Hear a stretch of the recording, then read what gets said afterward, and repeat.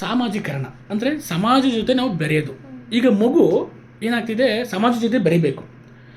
ನೋಡಿಲಿ, which of the following is plain important role in the child's socialization. ಈ ಕೆಳಗಿನ ಅಂಶಗಳು ಯಾವಕ್ಕೆ ಸೋಷಲೈಸೇಷನ್ ಆಗಿ ಯಾವ್ದು ಹೆಲ್ಪ್ ಆಗುತ್ತೆ ಅನ್ನೋದ್ರ ಬಗ್ಗೆ ಕೇಳ್ತಾ ಇದೆ ಅಲ್ವಾ. ಅಂದರೆ ನಾನು ಸಮಾಜದ ಜೊತೆ ಬೆರಿಬೇಕು ಅಂದಾಗ ಯಾವ್ಯಾವ ಅಂಶಗಳು ಹೆಲ್ಪ್ ಆಗುತ್ತೆ. ಈಗ ಎಕ್ಸಾಂಪಲ್ ಹೇಳು, ನೀನು ನೆನೆಸ್ಕೊ, ನಿನ್ನೆ ಕಲ್ಪನೆ ಮಾಡ್ಕೊ, ಯಾವುದೇ ಎಕ್ಸಾಮ್ ಬರೀಬೇಕಾದ್ರೆ ನೀವು ಕಲ್ಪನೆ ಮಾಡ್ಬೇಕು. ಈ ಥರ ಎಸ್ಪೆಷಲಿ ಟೀಚರ್ ಎಕ್ಸಾಮ್ ಬರೀಬೇಕಾದ್ರೆ, ಈಗ ನೀನು ಸೋಷಲೈಸೇಷನ್ ಆಗಬೇಕಾದ್ರೆ ನಿಮ್ಗೆ ಎಲ್ಲೆಲ್ಲಿ ಸಮಾಜ ಜೊತೆ ಬರೆಯೋಕ್ಕೆ ಅವಕಾಶಗಳು ಸಿಗ್ತಾ ಇತ್ತು. ಸಮಾಜ ಅಂದರೆ ನಮ್ಮ ಸುತ್ತಮುತ್ತ ಇರೋ ವಾತಾವರಣ ಅಥವಾ ನಮ್ಮ ಸುತ್ತಮುತ್ತ ಇರೋ ಸೊಸೈಟಿ, ನಮ್ಮ ಸುತ್ತಮುತ್ತ ಇರೋ ಕಲ್ಚರು ಅಲ್ವಲ್ಲ. ನಿಂಗೆ ಎಲ್ಲೆಲ್ಲಿ ಅವಕಾಶಗಳು ಸಿಗ್ತಾ ಇತ್ತು? ಹಾಂ, ಇಲ್ಲಿ ಸ್ಕೂಲ್ ಆಪ್ಷನ್ ಇದೆಯಾ? ಒಂದು ಅಂದರೆ ಮಗು ಫಸ್ಟ್ ಎಲ್ಲಿ ಹುಟ್ಟುತ್ತೆ ಹೇಳಿ? ಫ್ಯಾಮಿಲಿ ಇರುತ್ತೆ. ಸೋಷಲೈಸೇಷನ್ ಆಗೋದಿಲ್ಲ ಫಸ್ಟ್ ಹೇಳಿ? ಫ್ಯಾಮಿಲಿ ಇದೆ, ಟಿಕ್ ಮಾಡ್ಕೊ. ಅದಕ್ಕೆ ಹೇಳೋದು ಫಸ್ಟ್ ಸೋಷಲೈಸೇಷನ್ ಎಲ್ಲ ಆಗೋದು ಫ್ಯಾಮಿಲಿಲಿ. ಆಮೇಲೆ ಅದಕ್ಕೆ ಹೇಳೋದು ಓದಬೇಕು, ಅರ್ಥ ಮಾಡ್ಕೊ, ಕ್ವಶನ್ ಅರ್ಥ ಮಾಡ್ಕೊ. ಸಿಂಪಲ್ ನೋಡಿ, ಬಿ ಎಡ್ ಎಕ್ಸಾಮಲ್ಲಿ ಪಾಸ್ ಮಾಡೋದು ತುಂಬ ಸಿಂಪಲ್. ಬಟ್ ನಾವು ಏನಾಗುತ್ತೆ ಗೊತ್ತಾ, ಯಾಕೆ ಬಿ ಎಡ್ ಹುಡುಗರು ಪಾಸ್ ಆಗಲ್ಲ ಗೊತ್ತಾ? ಯಾಕಂದರೆ ಬಿ ಎಡ್ ಎಕ್ಸಾಮ್ ಕಷ್ಟ ಆಗುತ್ತೆ ಗೊತ್ತಾ? ಬಿ ಎಡಲ್ಲಿ ಕಲ್ತಿರಲ್ಲ ನೀಟಾಗಿ, ಸುಮ್ಮನೆ ಕಾಲೇಜ್ಗೆ ಹೋಗೋದು, ಸೀರೆ ಉಟ್ಕೊಳೋದು, ಇಲ್ಲ ಇನ್ಶರ್ಟ್ ಮಾಡ್ಕೊಳ್ಳೋದು. ನೀನು ಬಿ ಎಡ್ ಮಾಡಿದೀಯಾ? ಮತ್ತು ನಗ್ತಿದೆಯಾ?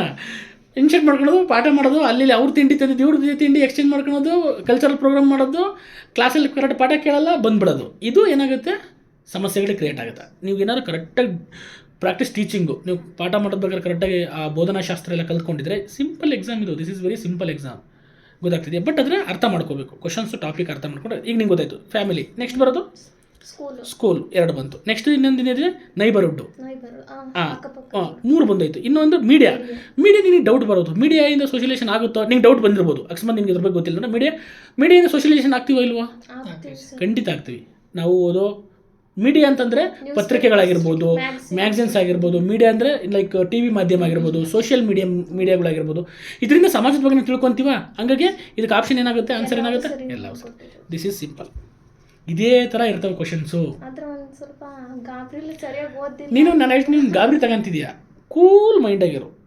ನೀನು ಆ್ಯಸ್ ಎ ಟೀಚರ್ ಅಂತಂದರೆ ನೀನು ಎಷ್ಟು ಪೇಷನ್ಸ್ ಆಗಿರ್ಬೇಕು ಗೊತ್ತಾ? ಮಕ್ಕಳು ಎಷ್ಟು ಗಲಾಟೆ ಮಾಡಿದ್ರು ನೀನೇನಾಗಿರಬೇಕು, ಅವ್ರಿಗೆ ತಪ್ಪು ಮಾಡಿದ್ರು ನೀನು ಅದನ್ನು ಅವ್ರಿಗೆ ಸಮಾಧಾನ ಮಾಡಿ ಟೀಚಿಂಗ್ ಮಾಡ್ಕೊಂಡು. ಮಕ್ಕಳು ರೇಗಿಸ್ತಾರೆ, ಅರ್ಥ ಆಗಲ್ಲ ಸರ್ ಅಂತಾರೆ. ಆಗಲ್ಲ ಮೇಡಮ್, ನೀವು ಹೇಳ್ತೀರಿ ಏನೂ ಗೊತ್ತಾಗ್ತಿಲ್ಲ ಅಂತಾರೆ, ಗಲಾಟೆ ಮಾಡ್ತವೆ, ಕೂಗಾಡ್ತವೆ. ಅವಾಗ ನಾವು ಟೆನ್ಷನ್ ಮಾಡ್ಕೊಂಡು ಆಗಲ್ಲ. ಕಾಮಾಗಿ ಯೋಚನೆ ಮಾಡು, ಅರ್ಥ ಆಗ್ತಿದೆಯಾ? ಹಾಗಾಗಿ ಈ ರೀತಿ ನೀವೇನು ಮಾಡ್ಬೇಕಂತೆ ಓದ್ತಾ ಬಂದರೆ ಸಿಂಪಲ್. ನಾನು ಸುಮ್ಮನೆ ನಿಮ್ಗೆ ಎಕ್ಸಾಂಪಲ್ ಎಕ್ಸ್ಪ್ಲೇನ್ ಮಾಡಿದೆ.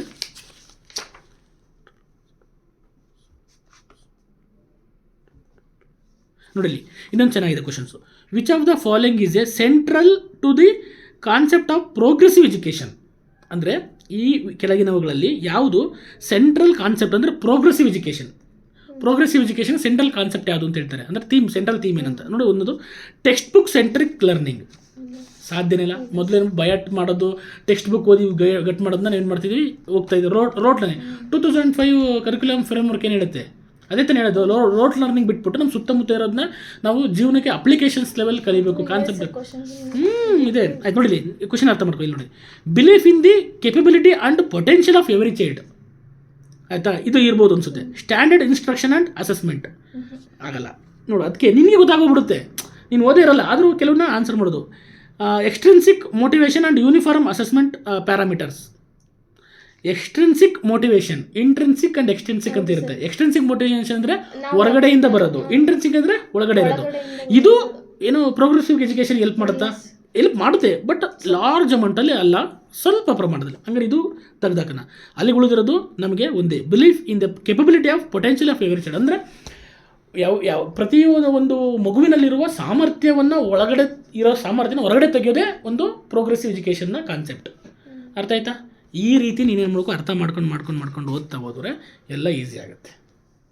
ಗೊತ್ತಾಯ್ತಾ? ಟೀಚರ್ ಎಕ್ಸಾಮ್ ಯಾವುದು ಕಾರಣ ಕಷ್ಟ ಅಲ್ಲ. TET ಆಗಿರ್ಬೋದು, ಎಲ್ಲ ಇದೇ ಥರ ಬರ್ತವೆ. ನೀನು ಈ CTET ಪೇಪರ್ಸ್ ಸಾಲ್ವ್ ಮಾಡಿದ್ರೆ TET ಪೇಪರ್ಸ್ ಕಣ್ಣು ಮುಚ್ಕೊಂಡು ಹಾಕಿ ಬಂದುಬಿಡ್ತೀಯ. ಅರ್ಥ ಆಗ್ತಿದೆಯಾ? ಇಷ್ಟೇ ಸಿಂಪಲ್. ಇನ್ನು ನಿನ್ನ ಸಬ್ಜೆಕ್ಟು ಗೊತ್ತಲ್ಲ, ಮ್ಯಾಥಮೆಟಿಕ್ಸು ಫಿಸಿಕ್ಸು ಪ್ರಾಕ್ಟೀಸ್ ಮಾಡಲೇಬೇಕು. ಪ್ರಾಕ್ಟೀಸ್ ಮಾಡಲಿಲ್ಲ ಅಂದರೆ ಆಗಲ್ಲ. ಗೊತ್ತಾಗ್ತಿದೆಯಾ? ನೋಡಿಲಿ ಇನ್ನೊಂದು question. In a primary class room a teacher should. ಗೊತ್ತಾಗ್ತದೆ ಕ್ಲಾಸ್ ರೂಮಲ್ಲಿ ಟೀಚರ್ ಏನು ಮಾಡಬೇಕು ಅಂತ. Give only examples. Give only non examples. ಇಲ್ಲ, give both examples and non examples. Not give any examples. Person ಎರಡನ್ನೂ ಕೊಡಬೇಕಲ್ವಾ? ಮತ್ತು ಅದೇ ಹೇಳ್ತಿದ್ದು ಎಲ್ಲ ಓದ್ತಿದೀಯಾ, ಮತ್ತು ಯಾಕೆ ತಲೆ ಕೆಡ್ಸ್ಕೊತಿದ್ಯಾ? ಭಯ ಆಗುತ್ತೆ, ಭಯ ಹೋಗಿಸ್ಬೇಕು ಅಷ್ಟೇ.